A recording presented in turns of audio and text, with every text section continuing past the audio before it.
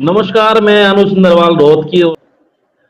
आज हम चर्चा करेंगे चुनाव की, क्योंकि चुनाव लोकसभा चुनाव के ऐलान हो चुके हैं, बीजेपी ने टिकटें जारी कर दी हैं। लेकिन हरियाणा के संदर्भ में हम बात करेंगे कि अब भी हरियाणा में जो बीजेपी है वो ढीली ढीली लग रही है। और इसके अलावा हम कांग्रेस के ऊपर भी बात करेंगे कि उनकी टिकटें कब तक हो जाएंगी। तमाम मुद्दों के लिए हम बात करेंगे। प्रद्युम्न जोशीला से हमारे साथी हैं और उनसे हम बात करेंगे। शुरुआत यहीं से करूंगा प्रद्युम्न भाई की। एक तो बीजेपी जो हरियाणा में पिछली बार जो 10 की 10 लेके आए थे, यहाँ पर जीते थे सांसद, अब की बार थोड़ा जी, ढीला लग रहा है इनका मामला। ढीली ढीली सी लग रही है बीजेपी। आपको भी लग रहा है सर? देखो ऐसा बिल्कुल दिखाई दे रहा है। और हम्म। पिछले लगातार 9.5 साल के प्रदेश में राज के और 10 साल से लगातार केंद्र में सत्ता होने के कारण दूसरी बड़ी बात, जिस तरह से जो पिछला मोदी जी का अभी वाला जो कार्यकाल है, जिस तरह के आंदोलन हुए इसमें, चाहे वो किसान आंदोलन की बात करें या कोरोना के समय भी लोग बहुत ज्यादा परेशान हुए। इसके अलावा भी बहुत से और मुद्दे हैं जिनकी वजह से ऐसा कहा जा सकता है कि भारतीय जनता पार्टी 10/10 तो इस बार नहीं आएगी। हम्म। बीजेपी की लगभग 5 से 6 सीटें ऐसी हैं जहां अभी बिल्कुल क्लोज फाइट होगी, जब कांग्रेस पार्टी अपने प्रत्याशी चुनावी मैदान में उतार देगी। जी। कुछ सीटों पर जो पार्टी ने प्रत्याशी उतारे हैं उनका विरोध हो रहा है। कई जगह हम्म। ऐसी हैं जहां सिटिंग जो विधायक हैं उनका खामियाजा भारतीय जनता पार्टी को लोकसभा के चुनाव में भुगतना पड़ सकता है। हम्म। एक बहुत बड़ी बात ये आ रही है कि जिस तरह से भारतीय जनता पार्टी ने एकाएक मुख्यमंत्री चेंज किया, जिसकी किसी को कोई भनक नहीं थी, तो लिहाजा कहीं ना कहीं बीजेपी के शीर्ष नेतृत्व को भी ये नजर जरूर आ रहा होगा कि मनोहर लाल खट्टर जी के नेतृत्व में हम 10/10 नहीं हासिल कर सकते। हम्म। वरना तो चुनाव से बिल्कुल एन पहले और प्रदेश का एक ऐसा नेता जो नरेंद्र मोदी जी का बड़ा खासम खास हो, जिसकी देश के प्रधानमंत्री एक दिन पहले गुड़गांव की रैली में बड़ी तारीफों के पुल बांधते हों, और उस नेता को अगले दिन उसकी छुट्टी हो जाए, तो ये बड़ी एक अजीब सी बात है। जिससे ऐसा लग रहा है कि हरियाणा प्रदेश में भारतीय जनता पार्टी 10 की 10 सीटें हासिल करने का उसका खुद का जो एक मनोवैज्ञानिक स्तर होता है आदमी का, वो भी अभी दिखाई नहीं दे रहा है। जी। हौसला नहीं बन पा रहा है। जी बिल्कुल। अच्छा, हौसला एक पूरी चर्चा तरह से। जी, जी, एक बंद चर्चा दिखाई एक दे रहा है। एक एक एक चर्चा ये भी चल रही है साथ में, क्योंकि बीजेपी ने सबसे पहले अपने उम्मीदवार उतार दिए। दो मतलब 2 बार में उन्होंने हालांकि लिस्ट को जारी किया, पहली और दूसरी। अब जी, 10 के 10 छह। का जो, हाँ जी, जी, 6 और 4 का जो रेशो रहा। लेकिन अब ये जी, चर्चा है, 2-3 दिन से बाजार गर्म है कि कई जी। टिकटें उन्होंने गलत दे दी और वो बदल लेंगे। तो इसमें खास तौर पर आपकी साइड की है, हिसार, सिरसा, रोहतक और सोनीपत। और तो इस पे लगता है कि अब ये टिकटें बदलने की उसमें हैं, और टिकटें बदलेंगी तो इसका फायदा नुकसान क्या होगा जरा? देखो ऐसा होता है डॉक्टर साहब, वैसे तो राजनीतिक पार्टियां टिकटें कई बार बदल देती हैं। पिछली बार हम्म। भी हमने देखा कि कांग्रेस पार्टी ने जो फरीदाबाद लोकसभा क्षेत्र से पहले टिगांव के विधायक थे ललित नागर, उनको टिकट दे दी गई, और उसके हम्म। तुरंत बाद उनकी टिकट काट करके पूर्व सांसद जो कई बार के अवतार सिंह भडाना, उनको चुनावी मैदान में उतारा।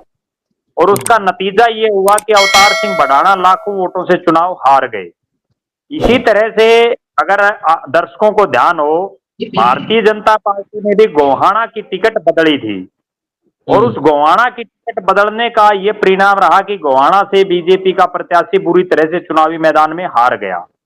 अब हम्म। जिस तरह से पिछले 3-4 दिन से सोशल मीडिया पर इस तरह की चर्चाएं चल रही हैं कि 4 से 5 लोकसभा सीटों पर बीजेपी अपने प्रत्याशी बदल सकती है, हम्म। लेकिन मुझे ऐसा लग रहा है कि बीजेपी कहीं किसी प्रत्याशी को नहीं बदलेगी। उसका कारण ये है कि प्रत्याशी उस समय बदला जाता है, जैसे आज टिकट मिली, 1 या 2 दिन बाद तो कई बार रिप्लेसमेंट हो जाती है। लेकिन हम्म। अब जब 10-10, 15-15 दिन हो गए टिकट मिले हुए, कार्यालयों के उद्घाटन हो गए, प्रचार प्रसार शुरू हो गया, तमाम प्रत्याशियों ने अपने बेशक उस सतर पर प्रचार नहीं किया है, लेकिन दौरे गांव में शुरू कर दिए हैं। हम्म। अगर बात करें हिसार की, जिस पर सबसे बड़ा सवाल खड़ा होता है कि हिसार में 77-78 साल के एक वरिष्ठ नेता को टिकट दी, जो निर्दलीय विधायक थे तुरता फुर्ती उनको बीजेपी ज्वाइन कराई गई। वहां भी उनका जो ऑफिस का उद्घाटन था उसमें नायब सिंह सैनी और मनोहर लाल खट्टर जी दोनों ने कार्यालय का उद्घाटन किया। आज भी खुद मनोहर लाल खट्टर जी वहां आकर के और चौधरी रणजीत सिंह के लिए उन्होंने स्ट्रेटेजी बनाई। तो निश्चित रूप से कहीं कोई ऐसा लग नहीं रहा कि किसी नेता की टिकट बदली जाएगी। अगर बाई चांस किसी की टिकट बदल भी दी जाती है तो उस सीट पर पार्टी की हार आप पहले से ही लिख नोट कर लें कि हार निश्चित हो जाएगी, बिल्कुल। क्योंकि जिस तो प्रत्याशी को टिकट मिली है उसके समर्थक उसकी कतई मदद नहीं करेंगे जिसको टिकट मिलेगी बाद में। हम्म। और जी देखिए आपने हिसार की बात की तो एक बड़ा नाम है, देवीलाल के बेटे हैं, और गुड बुक में है यहाँ पे मनोहर लाल खट्टर की, जो सुपर सीएम कहता हूँ मैं तो। सीएम जी पद से हटने के बाद भी उनकी ताकत अभी बनी है और कंट्रोल में है। जिस तरीके से जी यहाँ पर उन्होंने मुख्यमंत्री का चुनाव करवाना और साथ साथ साथ में जो मंत्रिमंडल और अब टिकटों का वितरण, वो कहीं ना कहीं जी जो मनोहर लाल खट्टर के सानिध्य में ही हो रहा है।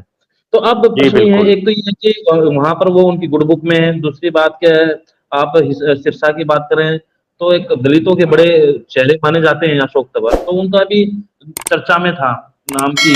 तो आपने ही सही दुरुस्त ये बात कही कि यहाँ पर अगर इनको बदलते हैं तो वहां पर एक मैसेज सीधे तौर पर जाएगा कि यहाँ से इनकी हार निश्चित है। हालांकि कुछ बयान भी आपने मीडिया में देखे होंगे कि कोई जी टिकट नहीं बदली जाएगी। तो वो बीजेपी जी की तरफ से तो क्लियर हो गया कि टिकटें नहीं बदली जाएंगी, लेकिन हवा पूरी थी। जी बिल्कुल। हवा ये केवल डॉक्टर साहब सोशल मीडिया की हवा थी, और हम्म, सोशल मीडिया का जमाना आज के दिन ऐसा है कि आप किसी भी एक खबर को पोस्ट कर दें तो दूसरे हम्म, लोग उसको देखते नहीं, ना ही उस पर कोई जो चेक है करते हैं। जानकारी लेते, बल्कि उसको आगे फॉरवर्ड कर देते हैं, जिसकी वजह से हम्म, तमाम पूरे 2 दिन से आज भी यही चर्चा है पिछले 3 दिन से कि हम्म, टिकट कटेंगी, और सारा हम्म, दिन लोग बिना सोचे समझे उसको आगे के आगे फॉरवर्ड करते रहते हैं, हम्म, जिससे नेताओं को बड़ी परेशानी होती है। बिल्कुल। जी तो एक ही बात है कि जैसे हम बीजेपी की बात करें तो प्रचार प्रसार जो जिस तरीके से एक चुनाव उठना चाहिए था, क्योंकि सबसे पहले जी उन्होंने ही मैदान मैदान मार लिया टिकट देने में। तो लेकिन यहाँ पर जो प्रचार प्रसार जिस स्पीड से जाना चाहिए था, वो उसकी वजह क्या है, वो इतना उठ नहीं रहा है। एक तो क्या इसकी देरी की वजह क्या है, और डिले हो रहा है सारी चीजें, और उठ नहीं रहा है जो प्रचार, उसके पीछे की क्या वजह समझते हैं आप? देखो, सबसे बड़ा कारण तो ये है कि हरियाणा में चुनाव छठे चरण में है, और हम्म, 25 तारीख आते आते अभी लगभग 2 महीने के आसपास का समय अभी भी, लगभग 1 महीना और 20 दिन अभी बाकी है। तो हम्म, लिहाजा जो चुनाव होता है वो 15 से 20 दिन का ही होता है, जिसको कैंडिडेट सीरियसली लेता है। अब हम्म, हरियाणा प्रदेश में लगभग 2 महीने का चुनाव, तो निश्चित रूप से कोई प्रत्याशी लड़ ही नहीं सकता इतना लंबा चुनाव। दूसरी हम्म, बड़ी बात ये है कि सिर्फ बीजेपी को छोड़ करके, और एक कुरुक्षेत्र में आम आदमी पार्टी और इंडियन नेशनल लोकदल के प्रत्याशी को छोड़ करके, और हम्म, एक जो है बहुजन समाज पार्टी का भी एक प्रत्याशी अभी डिक्लेयर हुआ है। इसके अलावा जो मुख्य प्रत्याशी हैं वो किसी पार्टी ने कहीं से नहीं उतारे हैं। ये एक हम्म, बहुत बड़ा कारण है जिसकी वजह से, क्योंकि जब सामने कोई मैदान में ही नहीं है तो फिर चुनाव चलेगा कैसे? चुनाव तो हम्म, तभी चलेगा जब सामने से एक नेता अपनी बयानबाजी करेगा, दूसरा नेता दूसरी तरफ से बयानबाजी करेगा, उसके बाद ही जो है चुनाव सही मायने में चलेगा। मेरा ऐसा हम्म, मानना है कि एक तो चुनाव का जो दिन है वो बहुत लंबा समय है। दूसरी बड़ी बात यह है कि बीजेपी के नेताओं के पास भी कहने के लिए बहुत लंबा चौड़ा कोई भाषणबाजी करने के लिए, लंबे चौड़े बयान देने के लिए ऐसा कुछ है नहीं, क्योंकि मनोहर लाल हम्म, खट्टर जी पिछले 9.5 साल में बहुत लंबा चौड़ा कुछ कर नहीं पाए। कुछ गिनती के ऐसे इश्यूज हैं जिनके ऊपर ही वो बोलते हैं, वरना तो तमाम जो प्रत्याशी हैं वो हम्म, केवल जो है मोदी जी के नाम पर ही वोट मांगते हैं। हम्म, मोदी जी के अलावा वो कोई और बात नहीं करते। बिल्कुल। लेकिन ये जी तो बड़ी चुनौती है कि 5 साल का जो रिपोर्ट कार्ड है वो भी पूछेंगे लोग, और जिस तरीके से विरोध हो रहा है हिसार में, जी सिरसा में, आज दुष्यंत चौटाला का खुद विरोध की वीडियो आ रही है। तो यहाँ पर जी तो चुनौतियां तो हैं।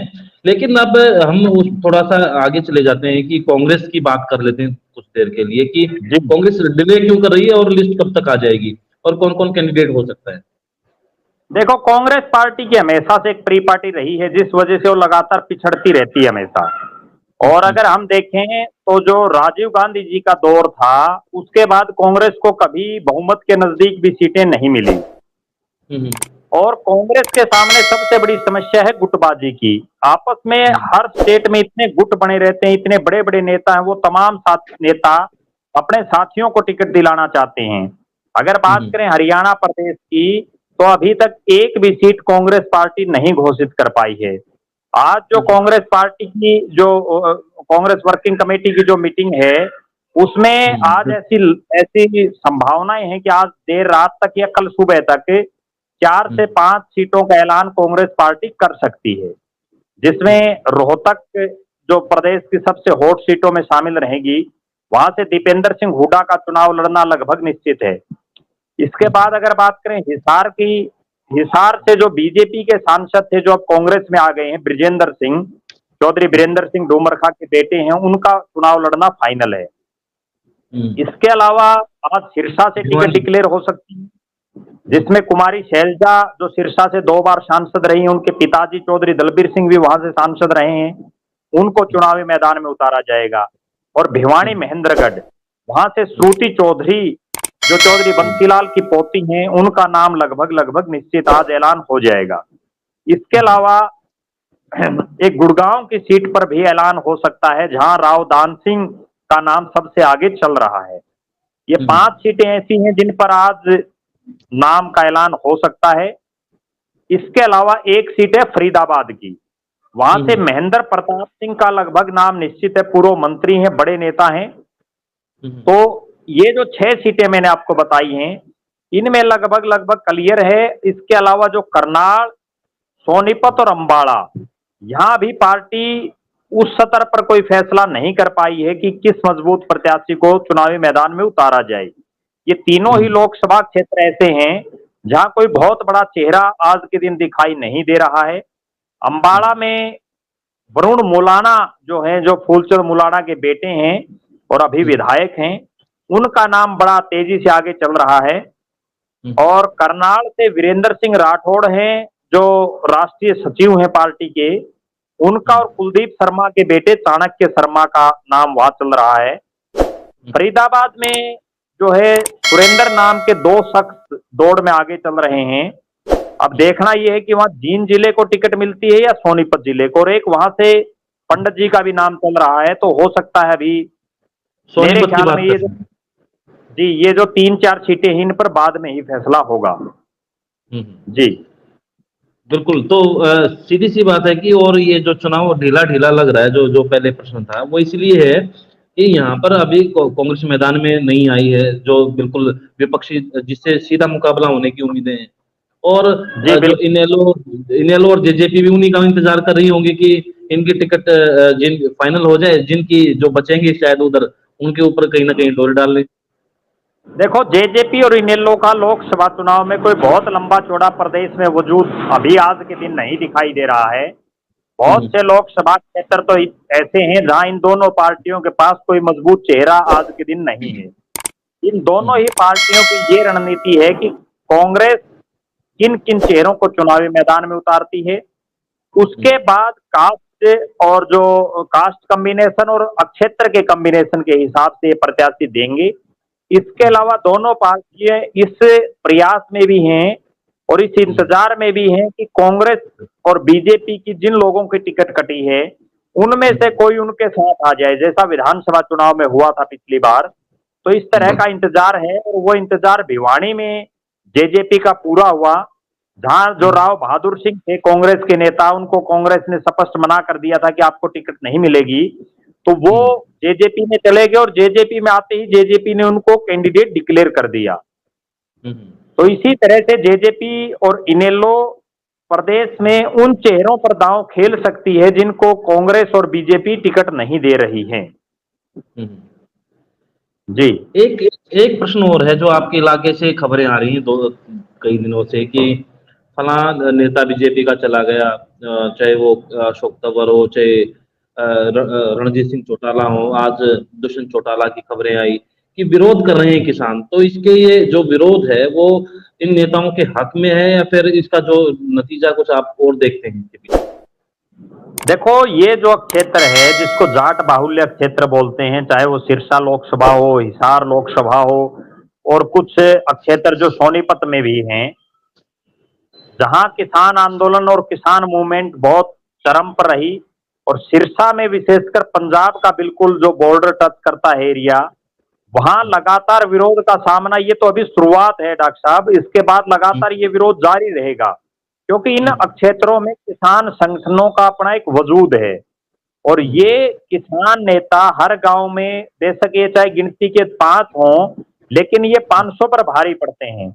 उसका हम्म, आज हमने देखा, नारनौंद विधानसभा जो दुष्यंत चौटाला का गढ़ रहा है, और वहां हम्म, दुष्यंत चौटाला का एक अच्छा खासा प्रभाव था, वहां हम्म, नाड़ा गांव पड़ता है, और उस नाड़ा गांव में कुछ एक लोगों ने दुष्यंत हम्म, चौटाला को इस कदर मजबूर कर दिया कि उनको गाड़ी से उतर करके पैदल जाना पड़ा।